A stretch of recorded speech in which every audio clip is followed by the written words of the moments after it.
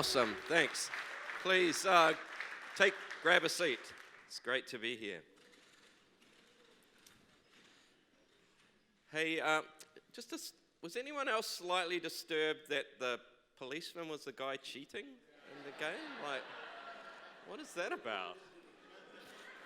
Right, okay. We did. Hey, it's really good to be here.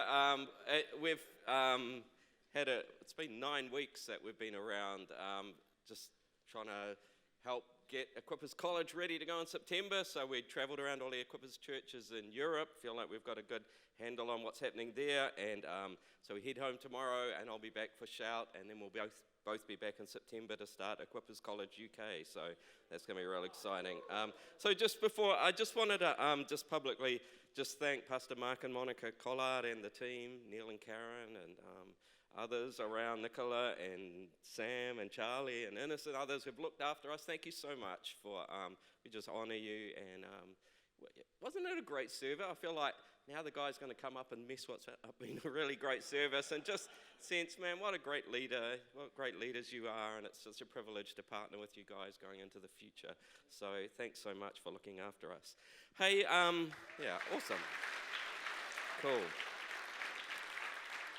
I want to share a few thoughts around a terrible title. I don't know if you can flick this up.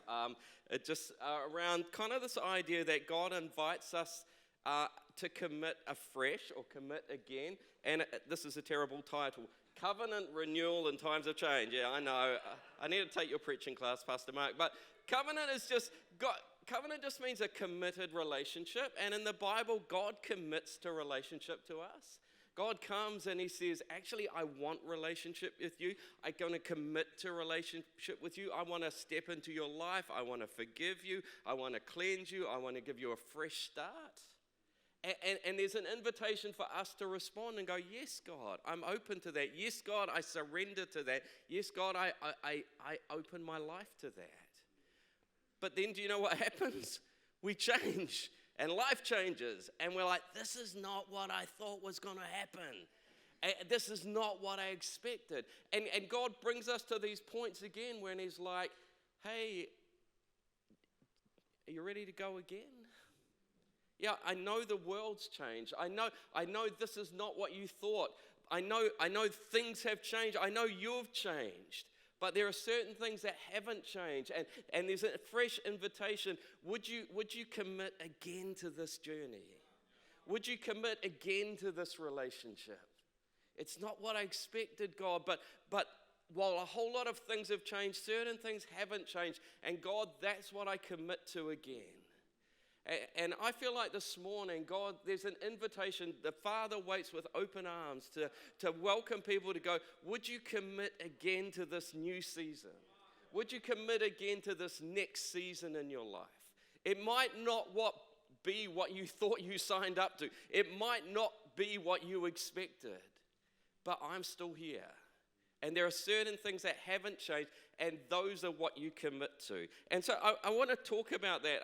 Let me start talking around the theme of men and fathers, and then kind of go, this unpacks into the whole of life, and particularly the life of faith and the life of church. And there's an invitation in each new season to commit again to the things that haven't changed.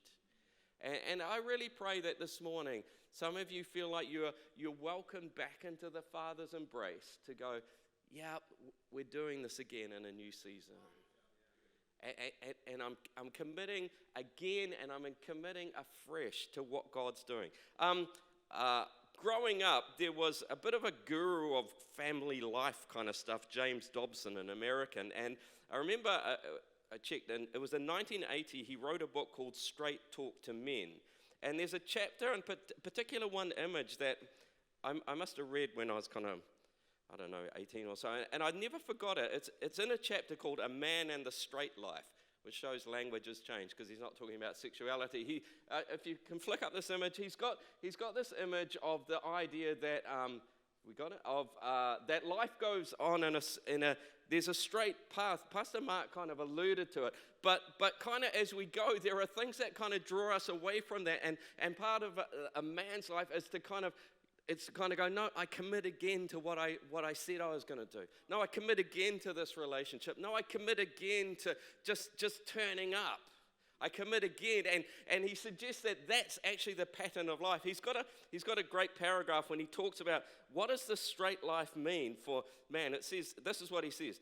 It's pulling your tired frame out of bed 5 days a week. Sorry, it's a bit American, some of his illustrations, but do the translation. It's pulling your tired frame out of bed 5 days a week, 50 weeks out of the year. It's earning a 2-week vacation in August and choosing a trip that will please the kids. The straight life is spending your money wisely when you'd rather indulge in a new whatever. It's taking your son bike riding on Saturday when you want so badly to watch the baseball game. It's cleaning out the garage on your day off after working 60 hours the prior week.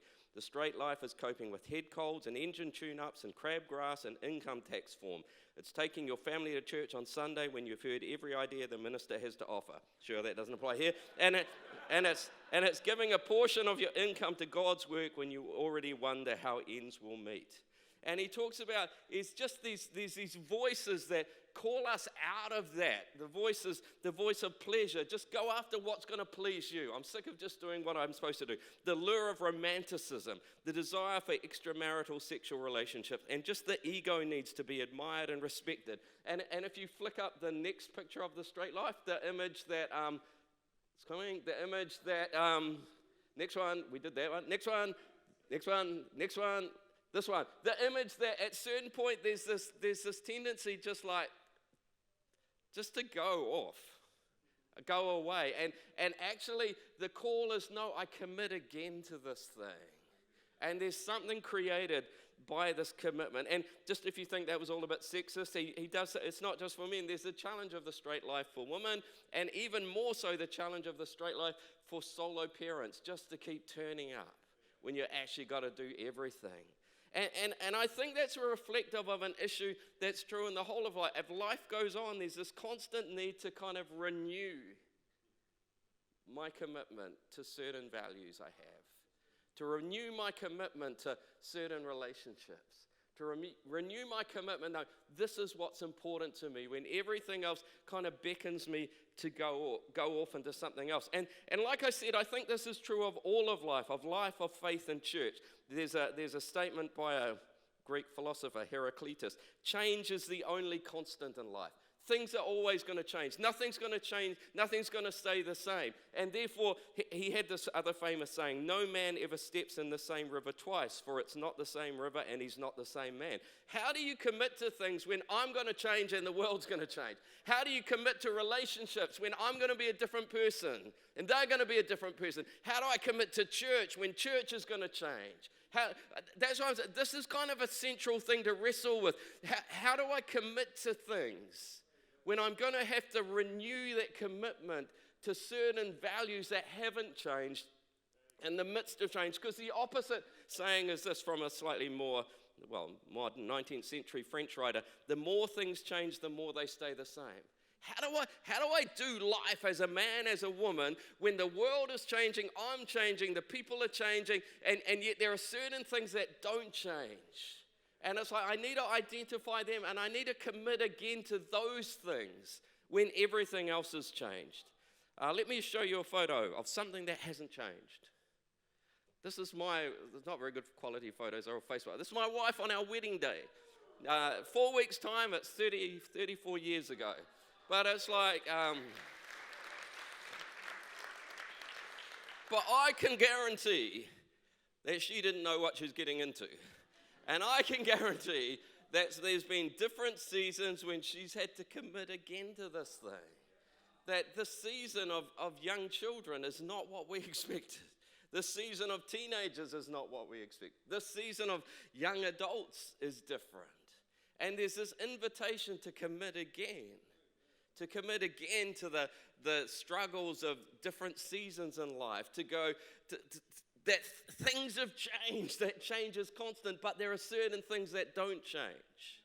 And that's what I commit to. So I want to talk about that from the Bible, but I just want to give a little kind of time-out caveat to all of this. Is I don't want you to sit there feeling kind of beat up or guilty that you didn't follow the pattern. There's a famous verse in Lamentations 3, the lowest point in the Bible, in the Old Testament. It just says this: because of the Lord's great love, we are not consumed, for his compassions never fail us. They are new every morning. Wherever life has brought you to this morning, wherever your choices have brought you to this morning, wherever other people's choices have brought you to this morning, God's mercy comes new this morning to write a new script for your future. So when I talk about this, don't sit there thinking, yeah, but I made mistakes. Yeah, I didn't follow that. Yeah, I didn't commit. It's like, no, from today, God, would you write a new script for my life that creates a new purpose and a new destiny? I think, it's not about our past, it's about our future and the present decision and the possibility of a new beginning. I think, going back to that image of James Dobson, I think the reason why that struck me so much as a teenager is that wasn't the model that I had. My dad was in and out of prison when I was little, then left, and then would come back briefly, and then would go again, and then kind of left for good, and then a few years later would turn up with a big Christmas present, and then disappear again, and then kind of connect with my mum, and look like they're getting back together. Oh no, he's hooked up with someone else, and it was like, suddenly I thought, why, that is an aspirational model, just to commit again and again. And when I got to know Christine and saw her dad was the opposite. He was a good man who just committed again and again throughout the seasons of life, through the good times and the bad times. And the legacy that he was just there. And he just stayed in the game. And so, I don't know, hopefully this idea, there's this tension. Everything's going to change, but certain things are going to stay the same. And I need to commit to them. And what I want to just briefly show you, the Bible recognizes this. And the Bible recognizes this tension, and it built in a mechanism to enable this to happen. And that's where I got this terrible term, covenant renewal. It basically built in a system where in times of change they would come together and they were like, do you know what? This is a really different season. This doesn't look like what I'm used to. But do you know what? We're going to commit again to the things that haven't changed. And can I just show you that in the Bible? And as we look at it, maybe learn what are the principles of how you navigate this thing? How you navigate committing again to the things that don't change in the midst of everything that does change. So if you've got a Bible, you could turn to Deuteronomy 29. If you know the Old Testament story, the people of Israel, God brought them out of Egypt in a sovereign act of deliverance under Moses' leadership. And then Moses then transitioned to lead them wandering in the wilderness for 40 years. And as he came to the end of his life as a leader, he was like, do you know what? I have to set you up for the next season that's going to be really different. Because A, I'm not going to be there. And B, you're going to transition now from living on this daily dependence of supernatural downloads of manna from heaven. You're going to go into a land, and now you're going to work and you're going to prosper. And it's going to be really different. And so we need to take some time to actually position our hearts to commit again to the things that haven't changed when everything else is changing. And so he takes this time. And so actually Deuteronomy means the second giving of the covenant. He's like, we need to redo this thing. And that's why I'm saying for some of us, I feel like we need to redo this thing because we live at a pivot point of change. And the appropriate thing to do in times of change is go and renew the commitments to the things that don't change. And so Deuteronomy 29, actually I left the verse out, didn't I? It says this: these are the terms of the covenant the Lord commanded to make with the Israelites in addition to the covenant he had made. You're like, I already did this. I already made a commitment. And he's like, yeah, but we need to redo it again now because it's going to look really different in this season. Interesting, in these chapters, this is where I said they actually created this mechanism. So a few chapters later, Deuteronomy 31 talks about that Moses wrote down this law, gave it to the Levitical priests, carried the ark. Then Moses commanded them, at the end of every 7 years, in the year of canceling debts, when Israel comes to appear before the Lord your God, he will choose, you shall read this law. I was fascinated reading this because part of the organization I'm part of, we created this long service leave around 7 years with a sense like people actually every 7 years or so actually need to renew their sense of vision and calling. And I like, oh my goodness, there it is. Every 7 years, it's like, guys, you need to take some time to renew this thing. You need to re-look at this thing because you will have changed. Because the world will have changed. But there are certain things that haven't changed, and you need to go back and take some time to commit again to those things that haven't changed, the non-negotiables in your life. Otherwise, you're going to lose your way. Otherwise, you're gonna let go of things. You go, oh, everything's changed. No, there's some things that haven't changed. How they're expressed will change. But I need to revisit them. And so if you go back to Deuteronomy 29, just to learn about some of the things we can learn about how they did this. If he goes back and he, first of all, he starts this. He goes back and he recounts their history. During the 40 years that I led you through the wilderness, your clothes did not wear out, nor did the sandals on your feet. You ate no bread. Goes on, verse 7, when you reached this place, this king came out, but we defeated him. He goes back and he recounts their history. And it's like, we need to go back and think, what did God teach you in that last season? But the danger is, rather than identifying the lessons, we yearn for the last season. The word nostalgia, in my mind, it means a painful feeling about the past. But I actually looked up the etymology last night. It's more serious than that. It literally means the pain of wanting to return home. That's serious, because what it means is, I feel at home in a world that no longer exists. Oh, but I loved the charismatic movement in the 70s. Oh, but I loved the Toronto thing in the 90s. Oh, I loved how we did. Yeah, but it's gone. And nostalgia kills people because it's like, I feel this pain that I want to go back to something that's gone. And the Bible encourages, no, go back and reflect on what happened so it inspires faith to believe what is going to come. No, I learned this in the past and I'm confident God's going to do it again. But I don't go back to reminisce with a sense of pain. Oh, can't we go back? No, I go back to learn the lessons that are going to empower me to go forward in life. And the key is to celebrate and learn from the past so that you can engage with a new reality. And so in Deuteronomy 29, he then goes on down in verse 10 to talk about, all of you are standing today in the presence of the Lord your God with your children and your wives and the foreigners. You are standing here in order to enter into a covenant. It's a committed relationship. He's like, yeah, but we already did that. Yeah, but things are about to change. And Moses, as your leader, as someone who cares for you, the greatest legacy I can lead you is to lead you through a process to renew that commitment.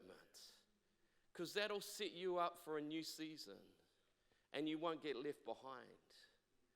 I believe God has his arms open wide, ready to welcome people today, here, into a renewed commitment into the new season in your life. Because that's what's going to set you up. And it's always interesting to discover where some key verses that people kind of take as standalone verses, where they sit in context. So verse 29 is a famous verse, or verse many people will know if you flick it up. It says this, and this is the context of it, right? The covenant renewal. The secret things belong to the Lord our God, but the things revealed belong to us and to our children forever, so that we may follow all the words of this law. I don't know what's going to happen next year. Who knew COVID was going to happen? Who knew the world was going to close down for 2 years? Who knew what Putin was going to? I don't know what's going to happen. That's why in marriage vows, rich or poorer, sickness or health, who knows what's going to happen? Who knows what health issues are going to come? Who knows if your business is going to go stellar or crash and burn? I don't know that. But there are things that God has revealed that I do know. That I'm to commit to putting God first in my life. That I'm commit to, oh man, I feel God's anointing on this. That I'm commit to honoring the key relationships in my life. That I commit again to being part of the people of God and gathering with them. The secret things belong to God, but the things revealed belong to us. And that's what I commit to. That's what I commit to. And again, the next chapter, another famous kind of passage. Now, what I'm commanding you today is not too difficult for you or beyond your reach. It's not up in heaven to ask who will ascend into heaven to get it and proclaim it. Nor is it beyond the sea to say who will cross the sea to get it. No, the word is near you. It's in your mouth. It's in your heart. You are my about. I don't know lots of stuff, but this I know. I need to put God first. I need to value my marriage and my family. I need to value the house of God and his mission and his worship. It's too difficult to work out where life is going, what the next season. But this is what I know and this is what I commit to. And that's not too hard to do. And it kind of reminds me of a picture that Stephen Covey, a leadership guru, kind of has about there's these different circles. The outer one, the circle of concern, or, what's going to happen with COVID? Is there going to be another wave? What's happening with Russia? And we kind of get consumed in that, but there's a circle of influence here, the things I can actually do something about. But right in the middle, there's a circle of control. It's like, I can decide I'm going to put God first. I can decide I'm gonna honor my family. The other things are the secret things. The other things are beyond my control. But this is what I commit to. And I can control my recommitment to these things. And so in the context of the Old Testament, transition happens. And so if you go to the next book, it's the book of Joshua. And it starts with one of the most bizarre verses in the Bible. So the transition has happened, right? Moses set them up. Hey, think everything's changing, guys, from today. And then it just says this. After the death of Moses, the servant of the Lord said to Joshua, son of Nun, Moses' aide, Moses, my servant, is dead. Any older people around here reminds you of an old Monty Python skit about a parrot or something. It's like, he's dead. He's dead. Why? Of course he's dead. He's like, Joshua, let it go. Oh, yeah, but that was awesome. I remember when parting the Red Sea. I remember manna would fall down from heaven, our clothes. Yeah, it was great. Learn the lessons of it, but let it go. Don't be nostalgic. Don't grieve for something that's gone. Come on, Joshua, there's a new challenge. There's a new season. Everything has changed, but there are certain things that remain the same. Commit to those again. And so again, that's the context when the charge to Joshua, that again is so famous, which already kind of been alluded to. If you flick up the next verses, 3 times, we've got 2 of them there. Be strong and courageous. Verse 7, be strong and very courageous. The next one, verse 8 or 9, be strong and, over that side. That's clever. Whoa. Okay, go back. No, go back. Yeah, go back. Okay. Right. Be strong and very courageous. That's the one. Now you're just messing with me. Okay. And it's like, oh man, if I am gonna let go of what was so familiar and comfortable, if I'm gonna step into, it's gonna take some courage, because this is unfamiliar ground. I know how that operated. I enjoyed that. This. I don't get. Yeah, Joshua, you're going to need courage. You're going to need to be strong. But there's some reasons, because you will lead to these people to inherit the land I swore. Because there's the promises of God. Be strong and very courageous because you've got the Lord. There's principles of God. Be strong and very courageous because my presence is with you. There's the presence of God. Hey, you can walk into this new season because you've got the promises of God. You've got the principles of God. You've got the presence of God. But it is scary to let go of the past. And so he goes on then, later on, then to go the next section where he says, and here's the thing, like, get ready because you're going to take possession of the land. Like, hey, there's a future for you. There's something good up ahead. Don't stop now, Joshua. There's something for you in this next season. If you'll let go of the past, it's like that. If you'll let go of what's in your hand, there's something better coming.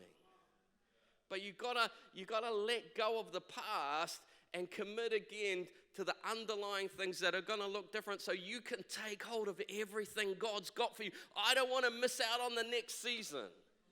I've been around a long time. I started in ministry with Wayne and Libby, who we were like almost 40 years ago in this youth work. We often follow people on social media that we're in ministry with. Do you know what? They're always posting photos of what we were doing in the 1970s. Because that was as good as it got for them. It is so sad. It is so tragic. Like, take the good of the past, but then let it go. And commit to what God's got for you in this season. And it's going to take some courage to do that. And that's where I love that, if you follow this through, he unpacks about they're about to do that. And famous verse again. I love how these verses make sense in context. Then verse 4, then you will know which way to go since you have never been this way before. That's why it's scary. I knew how to do life in this stage. I knew how to do church in this stage. I don't know how to do it now. I don't know what it's going to look like. Yeah, but you've got his presence, and you've got his promises, and you've got his principles, and there's a future for you. Come on, be bold, be courageous, because there's more out there than what you've been challenged to let go of. And so he leads them in this process. And do you know what happens? At the end of his life, he does the same again with them. Joshua 24, if you skip forward to then, on that day, Joshua made a renewed covenant with them, and he reaffirmed, he's like, okay, Moses led you out of Egypt. He led you through the wilderness, and then he got you to recommit, and we did that. And then I led you, and we took the promised land, but now it's going to change again. And so the greatest thing I can do as a leader is model what my former leader did, and I could lead you to recommit again, to renew the covenant again, because things are about to change again. We better get used to it, because it'll keep happening. And I don't want to live in the memory of a past season. I want to be on board with the new season of what God's got. And so again, he does, we won't go through it, just quickly look at it. He leads them again to recount, verse 3. Joshua said, this is what the Lord God of Israel says, long ago your ancestors. He went back and he recounted the past, not to reminisce, not to feel nostalgic, but to get empowered with faith for the new season. And again, another famous verse, if you flick up, and again, it's this invitation.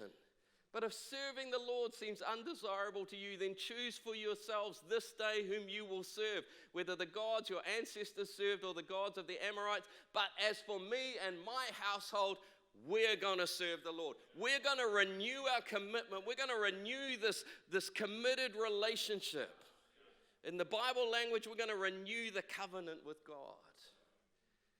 And the people said, no, we want this. We better get used to the fact that we're going to over and over in our lives encounter these moments. In fact, God said, just bed it into the system. Probably every 7 years you're going to need to do this. You're going to have to renew the covenant. And so the final one in Joshua 24. On that day, Joshua made a covenant for the people. We looked at it, and he reaffirmed for them the decrees and the laws. Do you see the pattern? Seasons change. People change. How do you transition? In the midst of everything that changes, you identify the things that don't change. And you go, I commit again to those. There's one more incident later on in the Bible, just to show you this, it carried on. 2 Kings, a young king, Josiah, they'd moved away from God. And again, he renewed the covenant. It just happens. It's just not, this is normal life. This is normal Christian faith. You get to a point where you go, this doesn't feel like what I signed up to. Good timing. Perfect. I'm glad we worked that out. This doesn't feel like it. And God's like, yeah, I know. Everything's changing. But the more things change, the more they stay the same. Come on, identify the things that haven't changed. He said, with open arms, would you come and commit again to this relationship? Because I'm ready to do something new and fresh in your midst. There's a model of church that might help you think through this in terms of church. If you flick that up, it's called the Toblerone theory of church. Sorry, this is not going to help with the heart, but we're going to come back. Just keep going. Persist, brother. We'll get there. This is the Toblerone theory of church. It's very deep theology. Church is like a slice of Toblerone chocolate. There's an upward, inward, and outward function. Flick up the next one. Church can look complex. It's actually pretty simple. We do worship, we do fellowship, and we do mission. That's church, a slice of Toblerone chocolate. Everything we do is that. But through history, church looks like a Toblerone bar. That in every generation, there's a new slice of Toblerone.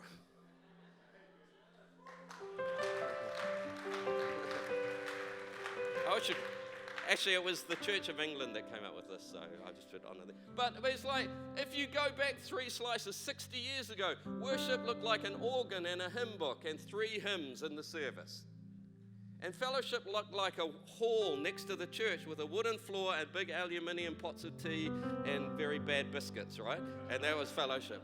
And mission looked like a board at the back of the hall that had photos of these people who are working for these organizations with little acronyms like OMF or WAC or SIM in far parts of the world. And we supported them and we funded them, and every 4 years they came back and visited us.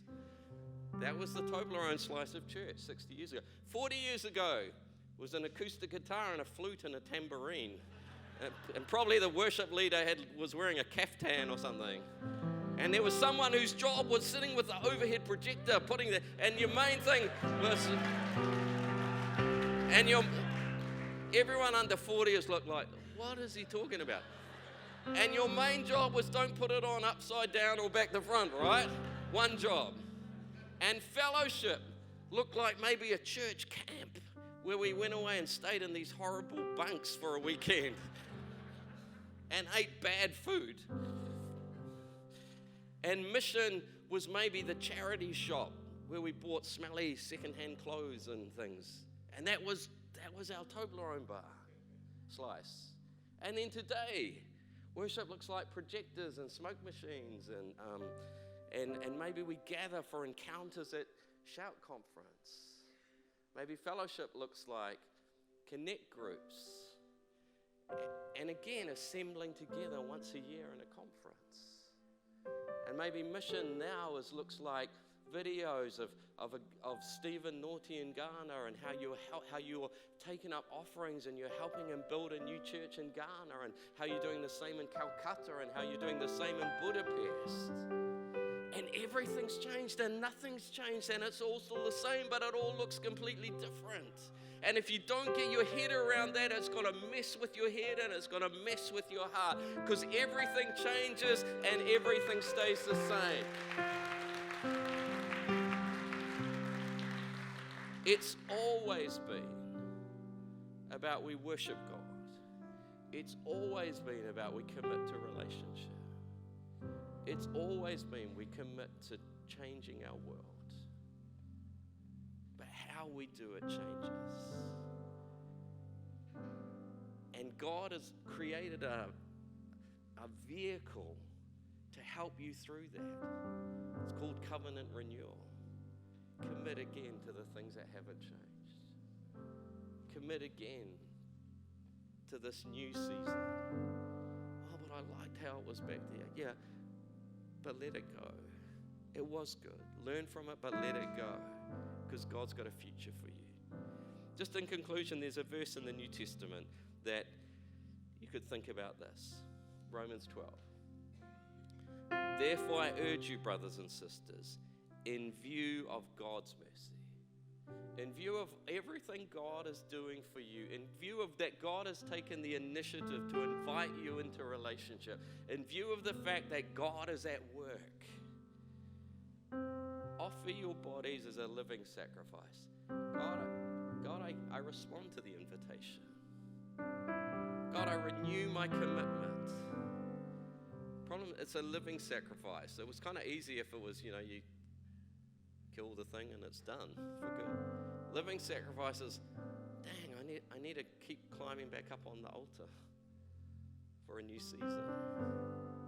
I need to go, God, I give you this for this new season.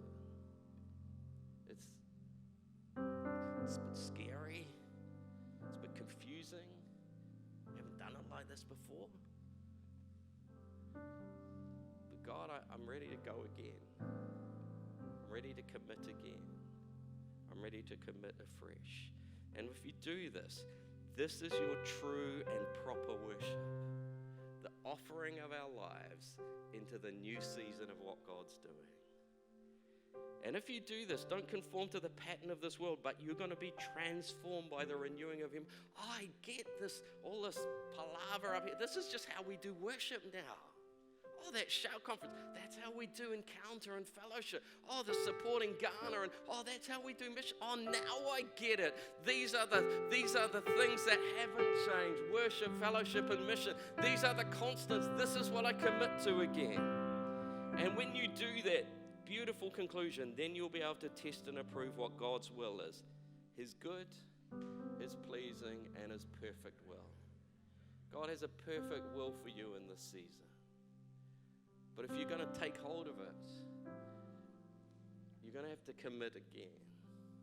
You're going to have to commit afresh. You're going to have to value everything wonderful God did in a previous season, but you're going to have to let it go. And you have to go somewhere you haven't been before with strength and courage, knowing God's presence is going to be with you. He's got promises that are going to be fulfilled. And there's a whole lot of stuff you don't know. But this is what I do know. Can I invite you to stand? And I don't know how you engage with God, if it's close your eyes or raise your hands. I sense that story of the prodigal son. It says the father ran to him, threw his arms around him. As I was praying about the service, I sense the Father God is standing with arms open wide. Would you come to Him and let Him embrace you for this new season? God, I commit again. God, I commit afresh. I also sense maybe some of you just carry some kind of wounds, blows of, I got confused. God, I got hurt. God, I got disappointed. I feel like Jesus wants to come and heal those parts of our heart. So you can commit afresh. It will feel fresh. It will feel new. It will feel alive. I'm more excited about my future than I've ever been. I've been doing this 40 years. Because somehow I've been able to commit again, commit afresh. Just let the Father's presence surround you. Let Him welcome you into a renewed commitment to this relationship. Relationship with Him, relationship in your family, relationship with church. God, we're going again. We're going to go far, but we're going to go new, and we're going to step courageously into a new season. And we're going to welcome what you do. I'm going to try and get my head around the new ways we're doing this, but I commit again to the things that are clear. God, you're first. My family is important, and the people of God are important. And God, I commit again to that.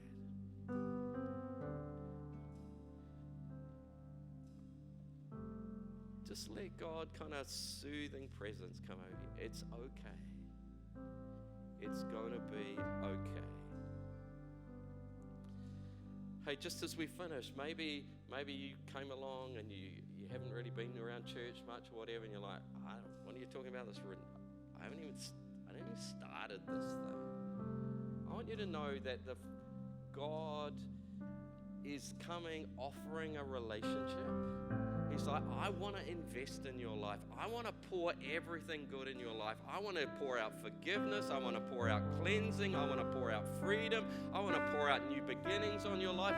But I'm not going to force my way in there. There's an offer. And there's an invitation. But we have to say, yes, God, I want that. And just while every eye's closed and every head's bowed, if you're like, yeah, I want a new beginning today. I want to step into that kind of committed relationship with God. You know, it takes an act of us saying, I want that, because He's committed to you. He's waiting for you to give Him the invitation. Just while every eye's closed, and head bowed. If you're like, yeah, I want a fresh start today, I'd love to pray with you. I'd love to know who I'm praying for. So just in a minute, I'm going to invite you just to quickly slip up your hand and put it down. No one's looking. Everyone's just thinking about themselves. But like, I want a new beginning today, God. Or maybe like that straight life thing, you realize, yeah, I kind of veered off and I want to come back now. God, I want to renew this commitment. Again, I'd love to pray with you. So if you sense, man, I feel like God's inviting me and I want to say yes. Can you just quickly raise your hand and give me a wave? When I say it, I'll tell you to put it down again. You're like, I want to start anew again today. How many people would go like, I want a fresh start today. I want to commit to that. If that's you, just give me a wave and we'll pray.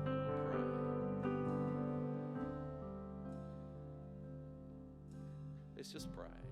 Father, we thank you for this church. Thank you for great leadership. Thank you for a great past, but I thank you more for a great future. And I pray for people as they navigate transitions and life stages and in how we do things, God, that you would empower us to put our lives on the altar again and go again. The secret things belong to God. There's stuff I don't understand, but the things revealed, I know what to do. And God, we commit again to you in Jesus' name.